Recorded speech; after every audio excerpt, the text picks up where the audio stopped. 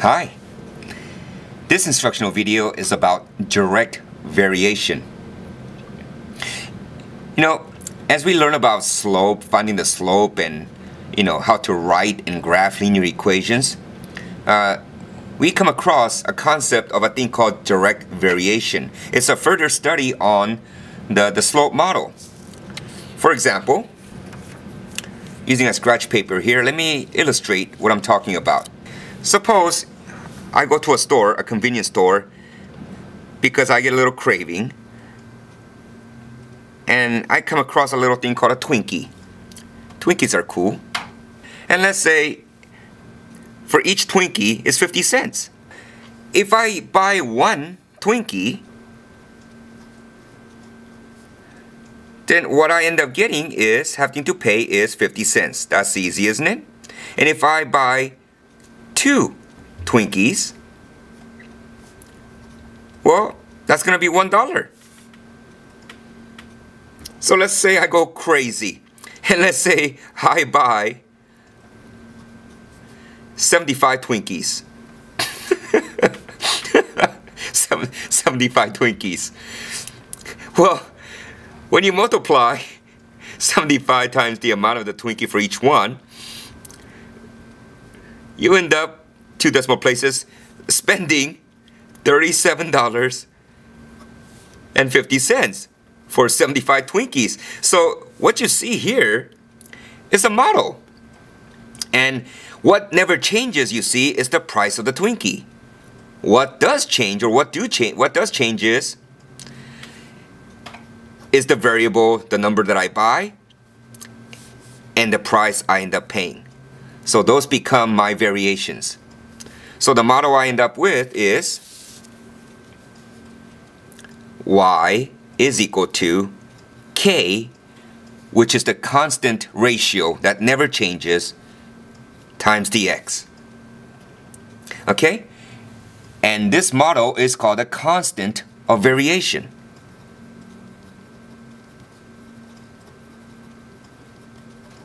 Some of you may have heard the word like independent variable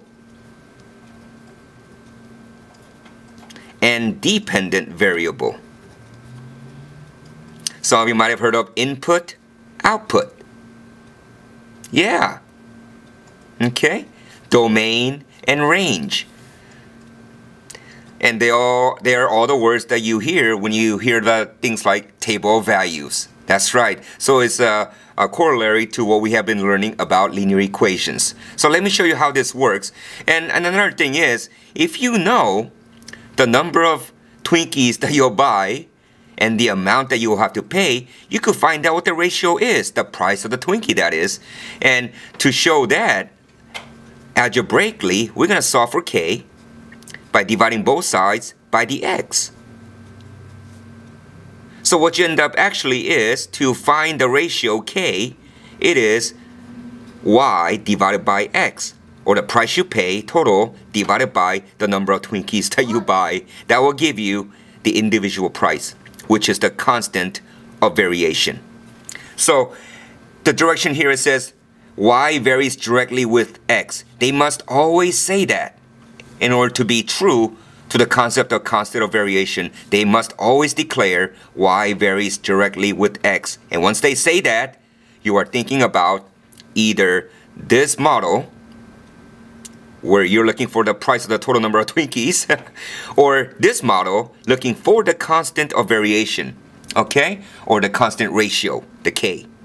So here, they gave you the y and the x. Since you know the x and y, it makes sense to use the constant of variation model looking for the k. So let's write that down. K is equal to y over x.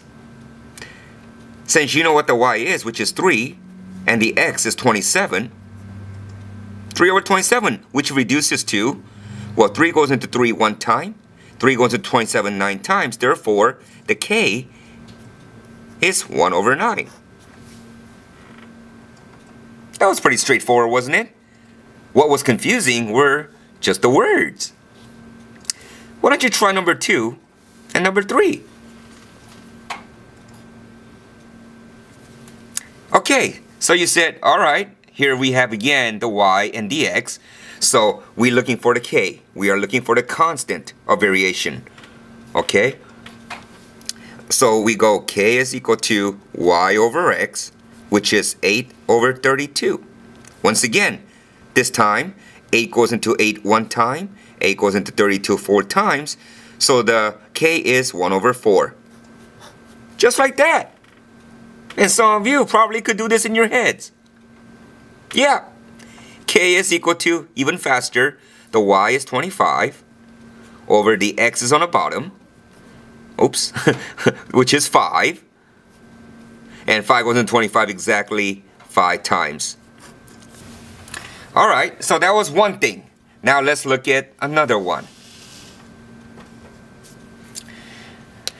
This one, it looks a little different, doesn't it?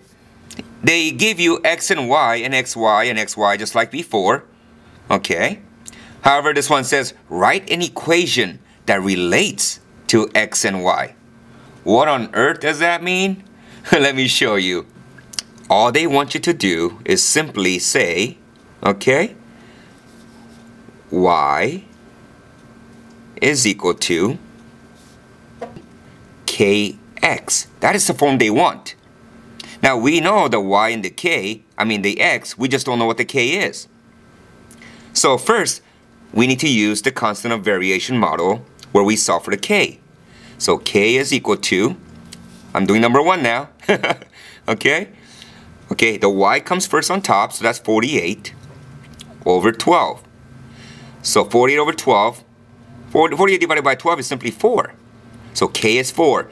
So what they want for number 1 is y is equal to 4x.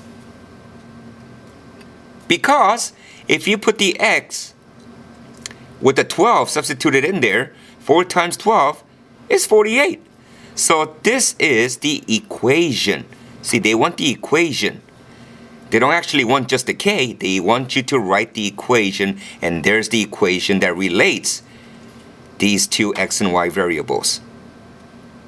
Okay? So, that being said, why don't you try to see if you could write, given these two information, write a model just like that one into a form of an equation. Okay, so now again, what you need is a k. So you go, k is y goes on top, negative 56 over 8. Now remember, when you multiply or divide a negative, your answer has to be negative as well.